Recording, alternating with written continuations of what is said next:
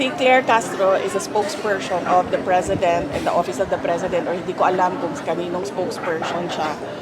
Pero by the fact na spokesperson ka at merong C ng Office of the President dyan, dapat maging professional ka sa mga sinasabi mo.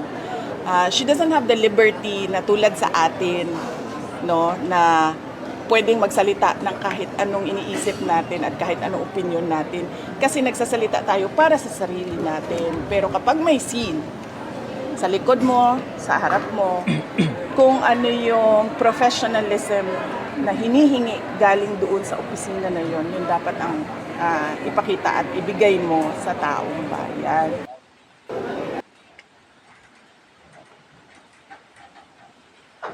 Ayan, Auntie Claire. Narinig mo ba yung sinabi ni Giti Sara dun sa ambush interview niya dun sa Davao? Diba? Ikaw yung tagapagsalita, spokesperson, dapat tama yung mga sinasabi mo para masabi mo sa taong bayan. Hindi yung kung ano-ano na lang yung mga sinasabi mo dyan sa conference. Diba? Alam nyo guys, hindi talaga nila to basta-basta ma-impeach si future president Vicky Sara namin. Alam mo kung bakit? Wala silang patunay o ebidensya na maipakita para ma-impeach nila si Vicky Sara. Puro lang sila mga politika. Siguro sila panira, di ba? Gusto man nila i-impeach kay ano, dili man padaganon si Vicky Sara sa pagka-presidente sa 2028 mo nang ilagid ng gitarong o kuan trabaho ng ilang nila, di ba? Halata man puro na lang panira ang ilang kuan nila si Vicky Sara.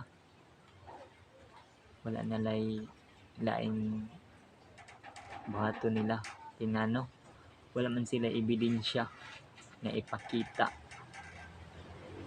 puro raman sila Xerox na about sa confidential funds na dili man to tinuod.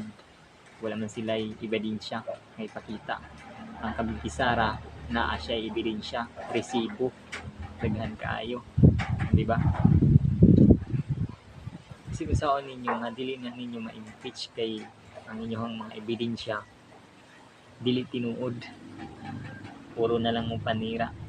Ako talagsa lang kung apil ani nga politics kay mura magdili naman maayo, ilan namang banat-banatan si DP, dili naman maayo ang ilang kuan. Dapat expert lang. Gusto mo nga pindihon ninyo si DP Sara sa 2028 dagan mo presidente para mailhan yun ang katag, di ba? Dili kay puro na lang mong panira. Muna diha samot na ni si kuan, aw kabalo na mong kinsa. Siya ang nagpadala ni Tate Digong dito sa ICC. Siguro di mo maingon nila ang ibarian man kuno kwarta yung sa likod, bariyan mo dyan na nila kwarta, di na pidigoy bayad ng kwarta na kay base pa ni Tate Digong sa panahon niya wa na kunoy jurisdiction ang ICC sa Pilipinas. Ngayon karon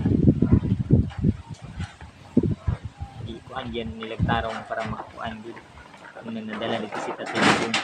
Kidnap man ang ilang gibuhat adto sa una, hindi man to kidnap o process pa nila ang kuan, sila mang gidala dayon dito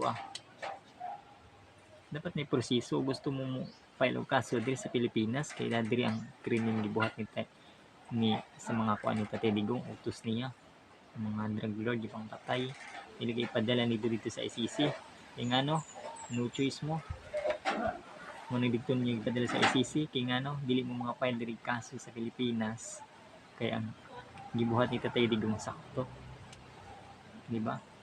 Ang giingon nila nga case sa katong Ayan de los Santos na priso na ang pulis ang nagkuan adto. Syempre maigo nga dito kay gira guna lang nga naman, di ba? Pulis na priso adto, gidagan nato siya og justisya.